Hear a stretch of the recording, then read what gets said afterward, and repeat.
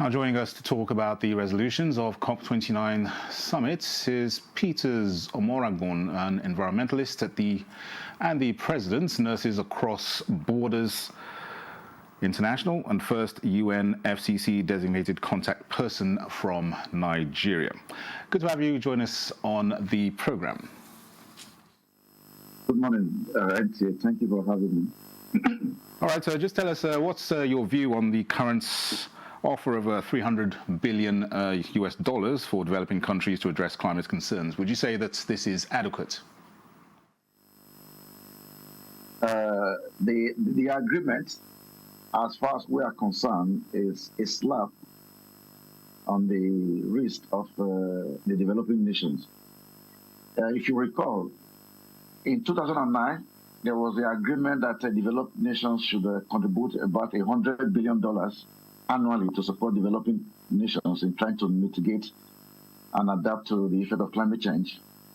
And that was supposed to have started from 2020. But as we speak, the $100 billion has not even been given because it was extended to next year.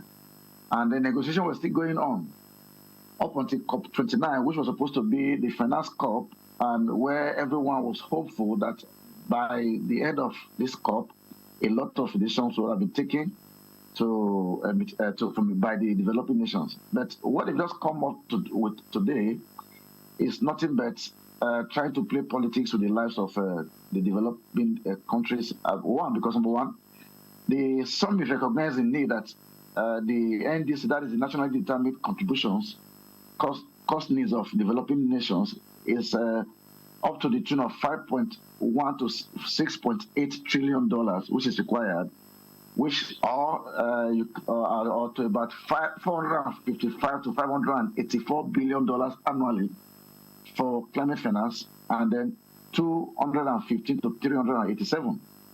Now, they recognize that under Section 3 of this current agreement.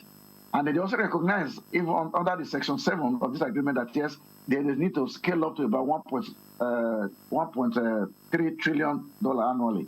And then they ended up by offering us $300 billion. So the question is, of what value is $300 million compared to the current inflationary trend of about a need of about $5.1 to $6.8 trillion. So what is actually happening is that the developing countries, by their actions on a yearly basis, is demonstrating that they do not place value on the lives of people from the developing countries. Because if you look at the census, you have about 1 billion people residing in the least developing countries and the smaller land developing countries.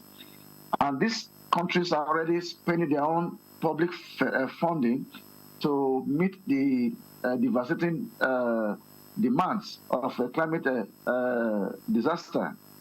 And Africa or developing countries contribute just less than 4%, and they produce or they contribute 96% of it.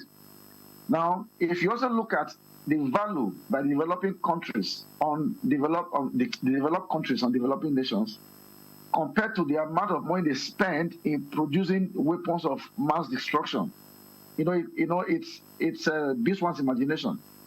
The S-400 Triumph missile produced by America cost America one battery $500 million. And now you are just dangling $300 billion to developing countries to mitigate the problem that they are the causes. So we are not impressed. We in the civil society are not impressed. Even the African countries, they told me for the first time, I think the developing countries and they all spoke with one voice. African nations rejected that because the cost of meeting the loss and damage, the cost in trying to prepare the facilities for to mitigate and to adapt to climate change, actually the impact on our heads is such that yes, the developed nations needs to wake up to their responsibilities. So the answer to your question is a big no. $300 billion is far inadequate, and we have made our position known even through the various bodies we belong to, like the Global Health and Climate Change Alliance, a consortium of about more than 200 civil societies, of which we are major players. We've already made our statement clear that that's $300 billion is not what will meet our needs. So the developing nations need to wake up. They need to. Can I quickly say that whatever the developed countries are doing is a way of trying to buy time. They are not prepared to totally eradicate their reliance on fossil fuel. So, and the fossil fuel they are using, about 70% of it is imported from the developing countries. And so they still want to continue to import our oils, use it to develop their nations, and then keep us underdeveloped, while they continue to rely on the products that we should have used to, if proper funding is provided, for us to mitigate the oil exploration that is coming out of African developing countries. So it's a sad reality, and we'll still continue to push. So we're not giving up, and they recognize it.